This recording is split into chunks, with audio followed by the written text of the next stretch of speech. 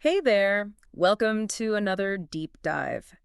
You've given us a ton of stuff on gaming consoles. Yeah. And I gotta say, I am pumped to dig into this with you. Oh, me too. It's gonna be awesome going through console history, Yeah. from those blocky beginnings all the way to the super sleek systems we have today.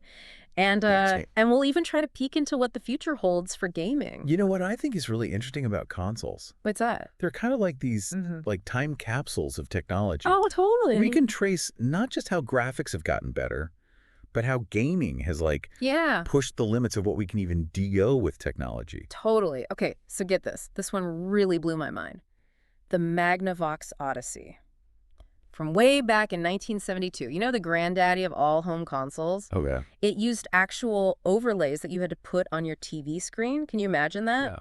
Taping a piece of plastic to your TV to make like a tennis court. Talk about old school. Wow. But it makes you think, right? How those early innovators worked with such limited tech and still managed to create interactive experiences. It's true. It reminds us that sometimes limitations can actually lead to Yeah, the most creative solutions. totally. Speaking of innovation, though, we can't forget about the Atari VCS 2600. It wasn't the first, Right.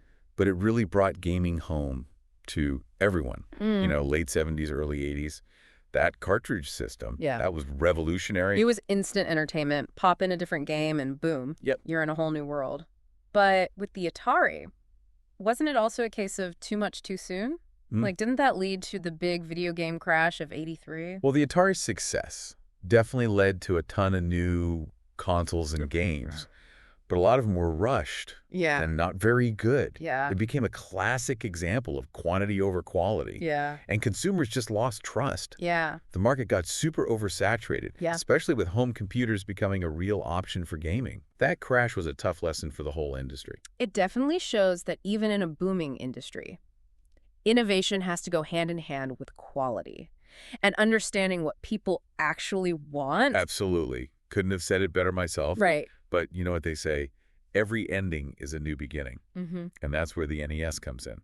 The Nintendo Entertainment System. The Nintendo Entertainment System. Yeah. It rose from the ashes of that crash. Totally. Think about Super Mario Bros. Oh, yeah. That game totally changed what a platformer could be. It really did. It wasn't just about hopping and bopping around. There was a real sense of adventure Yeah. and a world you wanted to explore. Yeah. The NES felt like a true comeback. Mm-hmm. And those characters in gameplay, Mm. you can still see their influence in games today. So the stage is set, right? Yeah. We've got innovation, we've got engaging games.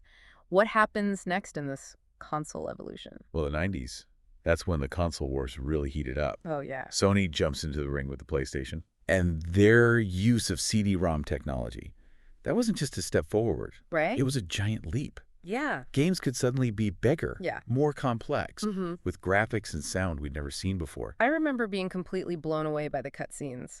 And just the sheer scale of games like Final Fantasy VII, CD-ROM really did change everything. Mm-hmm. But Nintendo wasn't just going to stand by and watch, were they? Not at all. They came back swinging with the Nintendo 64. Okay. And they were all about pushing those 3D boundaries. Yeah. That console really embraced 3D environments, Yeah. not as like a gimmick, Right. but as a core part of how you played the game. Right. And that analog stick on the controller. Oh, yeah. So innovative at the time. It really was. It gave players this level of control and precision that we hadn't really experienced before. The N64 just felt so different. And those 4 controller ports, GoldenEye 007 on a Saturday night with friends, that was like peak gaming for me. But there was another contender in this battle royale, right? The Sega Dreamcast. It had so many forward-thinking features, but it just couldn't quite make it. Right. Why do you think that was? The Dreamcast is a really interesting case. Mm-hmm. Online gaming, innovative controllers, visually amazing games. Yeah, Like Sonic Adventure. It was ahead of its time. it really was. But a few things worked against it. First, the internet back then just wasn't really ready to fully support online gaming. Right. And second, it was up against the PlayStation 2, Okay. which had DVD playback, a quickly growing library of games. And everyone already knew the PlayStation. It's like the perfect store of challenges, even for a console with such great ideas. Yeah, sometimes being first isn't enough. Right. The market has to be ready, Yeah, and the technology has to be there to back it up. totally. Speaking of consoles that didn't quite make it, Wow. There's a whole graveyard of fascinating failures out there. A Sega Saturn, for example. What happened there? Well, the Saturn story is a cautionary tale about timing and developer support. Mm-hmm. Releasing it too early meant developers were scrambling. Right. And the hardware was so complex, Yeah. it was really hard to program for. Right. The result was a very limited selection of games Yeah. that just couldn't compete with the PlayStation. And then there's the Philips CDI, a console that tried to do it all, but didn't really master anything. Ambitious, yes, but successful not so much. The CDI, I wanted to be this multimedia powerhouse. Games, movies, educational software. But it spread itself too thin. Right. The games especially were often not very well designed and lacked the polish of the competition. Right. It shows that sometimes it's better to focus on one thing you do really well Totally. rather than trying to do everything. Okay, so we've seen how innovation can be both good and bad, how timing is crucial, and how having a solid lineup of games is so important. From those early consoles to these fascinating flops, it seems like there's a lot to learn from these failures, right? Absolutely. These quote-unquote failures give us valuable insights into how the gaming industry works. Totally. Studying them can help us understand what makes a console truly successful. What are your thoughts on these early console wars? Anything stand out to you? I think what's really interesting is how these early consoles show this constant back and forth between innovation and whether the market is actually ready for it. Right. You know, the technology might be there, but are the players ready for it? Is the infrastructure even there to support it? It's like this high-stakes dance. It really is. You need everyone moving together for it to work. Speaking of partners, let's talk about the developers. You mentioned earlier how crucial they are to a console's success. How can developers actually make or break a console? Well, developer support is absolutely essential. Right. It's not enough to just have amazing hardware. You need games. You need a library of games that really showcase what that console can do. Okay. Look at the Sega Saturn, for example. Its complex architecture, it really turned off developers. Yeah. And that led to a very limited number of games. Then you have the PlayStation, Right. which was way easier to develop for. Okay. And that resulted in a diverse and really strong lineup of games. So it's kind of a chicken and egg situation, right? Exactly. Developers need good hardware to make awesome games, but console makers need those awesome games to attract developers in the first place. You got it. And that's where marketing comes in, right? Building excitement, generating buzz, and creating a community around a console. That's all essential to getting both developers and players on board. Couldn't agree more. Like Sony did with the PlayStation 5. Oh, yeah? That DualSense controller, that was a game changer. It really was. And they did a great job showing off what it could do, but they also tapped into that nostalgia with their launch titles.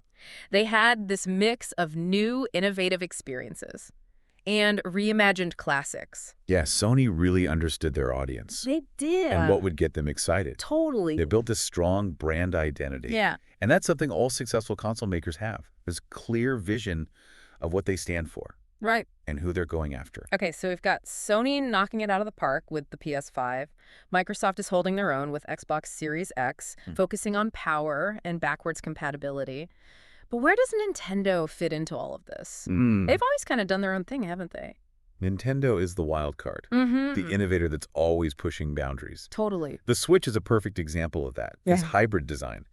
Going from a home console to a portable gaming device. Seamlessly. Seamlessly. In pure Nintendo innovation. It really is. It was a bold move. Yeah. And it seems to have paid off. But I remember some people were skeptical at first. Oh, yeah. The Switch doesn't have the raw power of the PS5 or the Xbox Series X. Right. So what do you think? Well, Nintendo understood that power isn't everything. Okay. They focused on flexibility, portability, and a strong lineup of games for the whole family. And it worked. This Switch has this huge audience now, appealing to hardcore and casual gamers alike. Exactly. It really proves that innovation doesn't always have to be about bigger and more powerful. Right. Sometimes it's about finding a unique angle and mailing it. Yeah. But with all this talk of console wars and market dominance, there's a big elephant in the room, isn't there? What's that? Cloud gaming. Could this be what shakes up this whole landscape? Well, cloud gaming is definitely a disruptive force, and it's only going to become more common as internet speeds get faster and technology improves. Right. Services like Xbox Cloud Gaming and PlayStation now, they're already letting people play high-quality games. on all sorts of devices Right. without needing a dedicated console. So are you saying that one day we might not even need physical consoles anymore?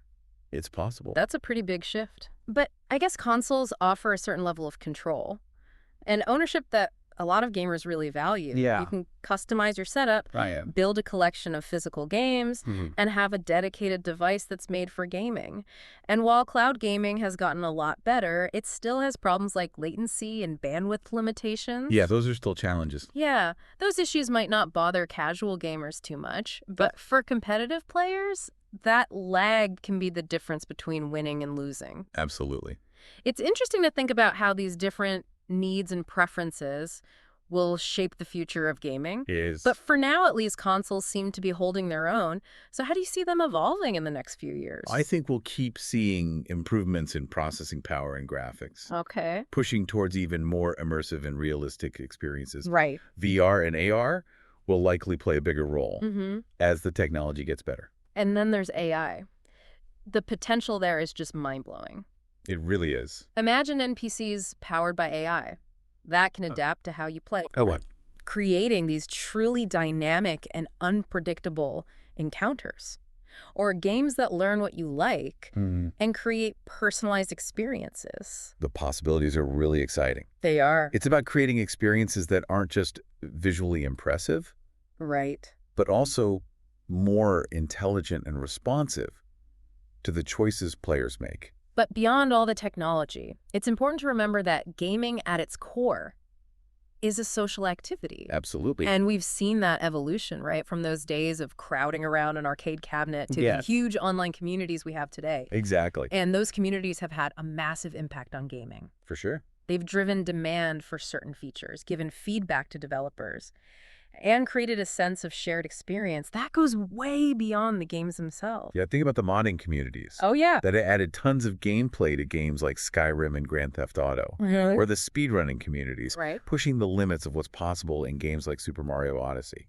Those communities are so passionate and creative, and they're constantly pushing the boundaries of what gaming can be. And that passion, that's what makes gaming so special. It really is. It's more than just a hobby, it's a culture. Yeah. A way of life for many people. Totally. And it's always changing. Mm. So after looking at all the ups and downs of console history, thinking about the power of developers, and the potential of cloud gaming, what stands out to you as the most important element in all of this? For me, it all comes back to the games themselves. For all the talk about hardware and tech specs, it's those games, the experiences, the stories, the characters that stay with us long after we put down the controller.